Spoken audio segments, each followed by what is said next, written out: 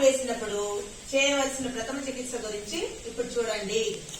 పొలంలో పనిచేస్తున్నప్పుడు పాము కాటు వేసి